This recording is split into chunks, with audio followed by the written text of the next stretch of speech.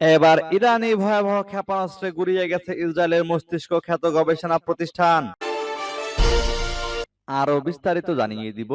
এদিকে ইসরায়েলের হামলায় ইরানে অন্তত 585 জন নিহত দাবি রিপোর্টে।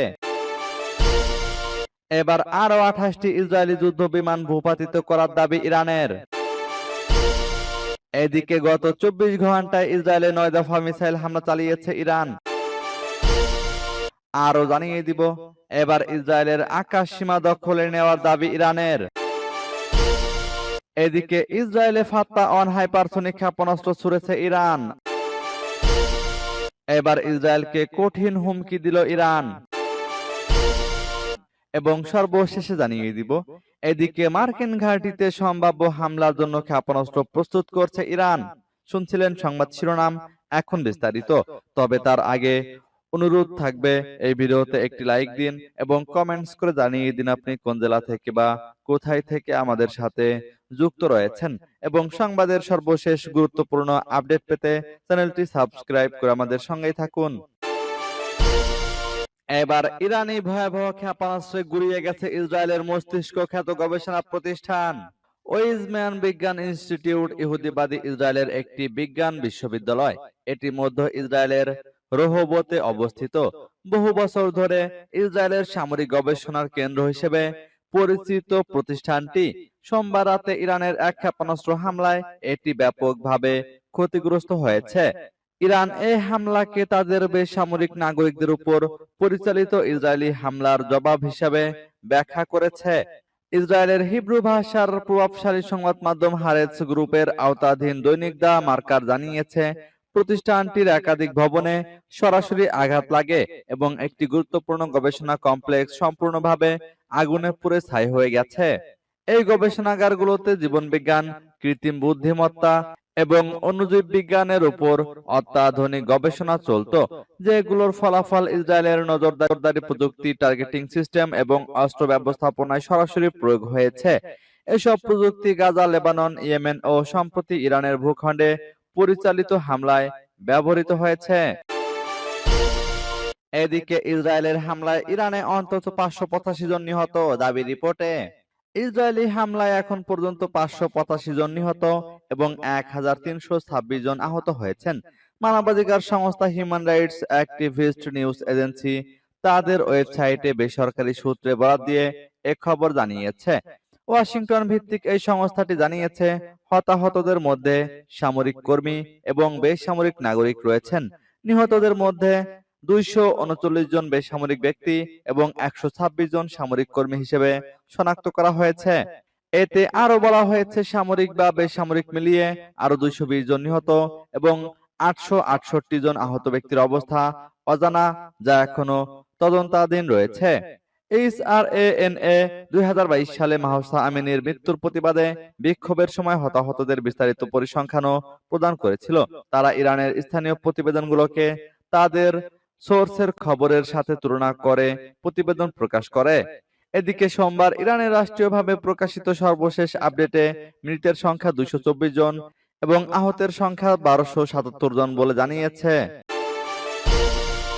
এবার আরো 28টি ইসরায়েলি যুদ্ধ বিমান ভূপাতিত করার দাবি ইরানের। গত 24 ঘন্টায় আরো 28টি শত্রু বিমান শনাক্ত ও প্রতিহত করার দাবি করেছে ইরান। এর মধ্যে একটি গুপ্তচর ড্রোন ছিল, যা ইরানের সংবেদনশীল স্থানগুলো সম্পর্কে গোয়েন্দা তথ্য সংগ্রহের চেষ্টা করছিল বলে জানিয়েছে দেশটির সেনাবাহিনী। মঙ্গলবার রাতে এ তথ্য জানায় কাতার ভিত্তিক সংবাদ মাধ্যম আল জাজিরা। প্রতিবেদনে আরো বলা হয়, দেশটির সামরিক বাহিনী এর আগেও একাধিকবার ইসরায়েলি যুদ্ধ বিমান ভূপাতিত করার দাবি করেছে।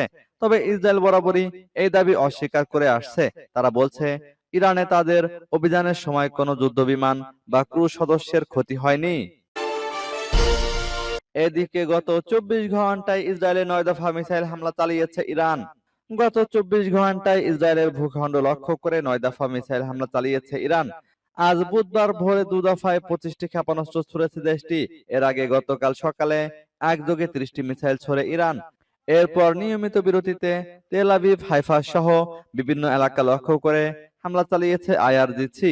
হামলার কথা শোনা যায় ইসরায়েলের সামরিক গোয়েন্দা কেন্দ্র ও মোসাদের একটি কার্যালয়েও। অপরদিকে ইরান জুড়েও আগ্রাসী অভিযান অব্যাহত রেখেছে তেল আবিব। নতুনভাবে তেহরানের বিভিন্ন এলাকা থেকে বাসিন্দাদের সরে যাওয়ার নির্দেশ দেওয়া হয়েছে। সেই সঙ্গে ইরানের প্রায় 2টি মিসাইল নিক্ষেপের স্থান ধ্বংসের দাবি করেছে আইডিএফ। আর মানবাধিকার সংস্থাগুলো বলছে চলমান অভিযানে কমপক্ষে 585 ইরানির মৃত্যু হয়েছে। এবার ইসরায়েলের আকাশ সীমা দখলে নেওয়ার দাবি ইরানের। ইসরায়েলের আকাশ সীমা নিয়ন্ত্রণ নেওয়ার দাবি জানিয়েছে ইরানের ইসলামিক রেভলিউশনারি গার্ড কর্পস।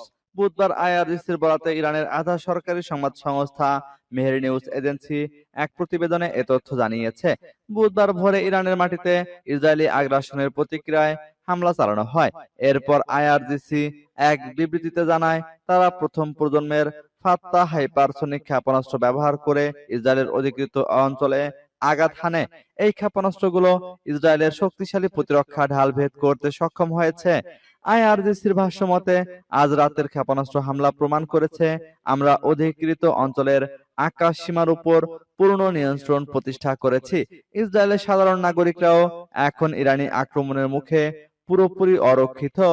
আল জাজিরার প্রতিবেদনে বলা হয়েছে, আইআরজিসির বিবৃতিতে আর কোনো নির্দিষ্ট তথ্য উল্লেখ করা হয়নি। তবে ইসরায়েলি গণমাধ্যম জানিয়েছে, এই ক্ষেপণাস্ত্র হামলার ফলে তেল আবিবে বিস্ফোরণের পর একটি পার্কিং লটে আগুন ধরে যায়। এদিকে ইসরায়েলে ফাত্তা অন হাইপারসনিক ক্ষেপণাস্ত্র ছুড়েছে ইরান, দাবি আইআরজিসির। ইরানের ইসলামিক রেভলিউশনারি গার্ডস কোর বলেছে, তারা গত রাতে ইসরায়েলের দিকে হাইপারসনিক ক্ষেপণাস্ত্র ফাত্তা অন নিক্ষেপ করেছে। 2024 সালের 1 অক্টোবর ইরান যখন ইসরায়েলে হামলা চালিয়েছিল, তখন তারা বেশ কয়েকটি ফাত্তা অন ক্ষেপণাস্ত্র ছুড়েছিল। তবে চলমান সংঘাতে ইরান সম্ভবত এই প্রথম ফাত্তা অন ক্ষেপণাস্ত্র ব্যবহার করলো। 2023 সালে ফাত্তা ক্ষেপণাস্ত্র উন্মোচন করে ইরান। ইরানের সর্বোচ্চ নেতা আয়াতুল্লাহ আলী খামেনি ক্ষেপণাস্ত্রটির নামকরণ করেন। আইআরজিসি এই ক্ষেপণাস্ত্রকে ইসরায়েল বিধ্বংসী বলে উল্লেখ করেছে। এটি উন্মোচনের সময় ইরানের রাজধানী তেহরানে একটি বিশাল ব্যানার টাঙানো হয়েছিল, যেখানে হিব্রু ভাষায় লেখা ছিল 400 সেকেন্ডে তেল আবিব। আইআরজিসি ফাত্তা ক্ষেপণাস্ত্রকে হাইপারসনিক হিসেবে দাবি করলেও সামরিক বিশ্লেষকরা এর প্রকৃত হাইপারসনিক ক্ষমতা নিয়ে সংশয় প্রকাশ করেছেন। অতি উচ্চ গতির হাইপারসনিক ক্ষেপণাস্ত্র অনেক সময় বর্তমান আকাশ প্রতিরক্ষা ব্যবস্থার সাড়া দেওয়ার আগেই লক্ষ্যবস্তুতে আঘাত হানতে পারে এবং মাঝপথে দিক পরিবর্তন করতে পারে। এবার ইসরায়েলকে কঠিন হুমকি দিল ইরান। দখলদার ইসরায়েলের বিরুদ্ধে প্রতিশোধমূলক সামরিক অভিযান চালিয়ে যাওয়ার ঘোষণা দিয়েছে ইরান। একই সঙ্গে ইহুদিবাদী সরকারের কোমর ভেঙে দেওয়ারও হুমকি দেওয়া হয়েছে। মঙ্গলবার এক টেলিভিশন সাক্ষাৎকারে ইরানের প্রতিরক্ষা মন্ত্রণালয়ের মুখপাত্র ব্রিগেডিয়ার জেনারেল রেজা তালাইনিক এ হুমকি দেন।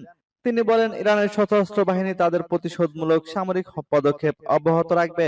আমাদের জাতি একটি চাপিয়ে দেওয়া যুদ্ধের মুখোমুখি এবং শত্রুরা আমাদের জনগণের প্রতিটি অংশের শক্তি এবং স্থিতিস্থাপকতাকে লক্ষ্যবস্তু করছে। তিনি আরো বলেন, আমরা দৃঢ়ভাবে একটি প্রতিরক্ষামূলক অবস্থানে আছি, কিন্তু আমরা আমাদের সমস্ত আক্রমণাত্মক এবং প্রতিরক্ষামূলক ক্ষমতা ব্যবহার করছি। আমাদের প্রতিরক্ষা ফ্রন্টের পরীক্ষাগুলো প্রশস্ত এবং সমাজের সকল স্তরের মানুষ এতে জড়িত। এছাড়া ইরানের বিরুদ্ধে দীর্ঘস্থায়ী যুদ্ধ সহ্য করার ক্ষমতা নেই ইসরায়েলি সরকারের। ব্রিগেডিয়ার জেনারেল রেজা তালাইনিক বলেন, শত্রুরা দীর্ঘ যুদ্ধে টিকে থাকতে পারবে না এবং এটি চলতে থাকলে ইহুদিবাদী সরকারের কোমর ভেঙে যাবে। ইতোমধ্যে মঙ্গলবার ইহুদিবাদী সরকারের বিরুদ্ধে প্রতিশোধমূলক অভিযানে ইরানের প্রথমবারের মতো একটি নতুন ক্ষেপণাস্ত্র ব্যবস্থা ব্যবহার করেছে। এদিকে মার্কিন ঘাঁটিতে সম্ভাব্য হামলার জন্য ক্ষেপণাস্ত্র প্রস্তুত করছে ইরান। যদি যুক্তরাষ্ট্র ইরানের বিরুদ্ধে ইসরায়েলকে সমর্থন করে সরাসরি যুদ্ধে জড়ায়, তাহলে মধ্যপ্রাচ্যে মার্কিন সামরিক ঘাঁটিগুলো ইরানের হামলার ঝুঁকিতে পড়বে, এমন আশঙ্কার কথা জানিয়েছেন মার্কিন গোয়েন্দা বিশ্লেষকরা। বুধবার প্রকাশিত দ্য নিউ ইয়র্ক টাইমসের এক প্রতিবেদনে বলা হয়েছে, ইরান ইতোমধ্যে ক্ষেপণাস্ত্র ও অন্যান্য সামরিক সরঞ্জাম প্রস্তুত রেখেছে। যুক্তরাষ্ট্রের কর্মকর্তারা জানান, এসব পদক্ষেপ ইরানের পক্ষ থেকে সম্ভাব্য প্রতিশোধমূলক আঘাতের ইঙ্গিত বহন করে। প্রতিবেদনে আরো জানানো হয়েছে, যুক্তরাষ্ট্র ইউরোপে 3 ডজনেরও বেশি জ্বালানিবাহী বিমান পাঠিয়েছে।